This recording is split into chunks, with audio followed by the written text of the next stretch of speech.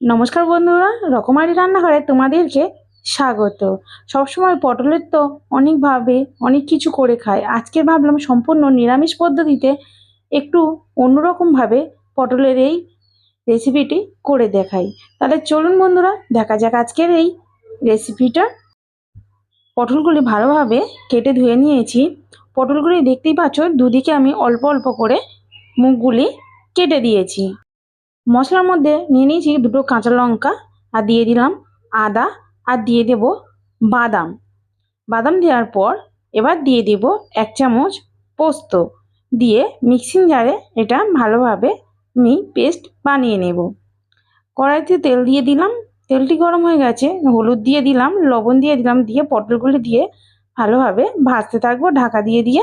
ঢাকনা খোলার পর দেখতেই পাচ্ছ দু সাইডে ভালোভাবে পটলগুলি ভাজা হয়ে গেছে, আমি নামিয়ে নিয়েছি। সেই একই কড়াইতে তেল ছিল, তার মধ্যে দিয়ে দিলাম তেজপাতা, দারচিনি, এলাচ, লবঙ্গ, হলুদ গুঁড়ো, লঙ্কার গুঁড়ো, দিয়ে ভালোভাবে একটু নাড়াচাড়া করার পর দিয়ে দেব যে পেস্টটি করে রেখেছিলাম বাদামের, সেটি দিয়ে দিলাম। দিয়ে আবারও কিছুক্ষণ ধরে ভালোভাবে নাড়াচাড়া করতে থাকবো। এবার দিয়ে দেব সর্ষের তেল, একটু সর্ষের তেলটা বেশি পরিমাণে দেব, দিয়ে আবারও ভাজা ভাজা করতে থাকবো। কিছুক্ষণ ধরে নাড়াচাড়া করার পর দেখতে পাচ্ছি মশলাকে তেল ছাড়তে শুরু করে দিয়েছে। এবার দিয়ে দেব মশলার যে পেস্টটা করে রেখে তার ধুয়ে জল একটু দিয়ে দেবো অল্প পরিমাণে, আর দিয়ে দেবো স্বাদ অনুযায়ী লবণ, দিয়ে ফুটতে শুরু করে দিয়েছে। এবার দিয়ে দেবো পটলগুলি, দিয়ে কিছুক্ষণ ঢাকনা দিয়ে ঢেকে দেবো সিদ্ধ হওয়ার জন্য। কিছুক্ষণ ফোটানোর পর দেখতে পাচ্ছি পটলগুলি সিদ্ধ হয়ে গেছে।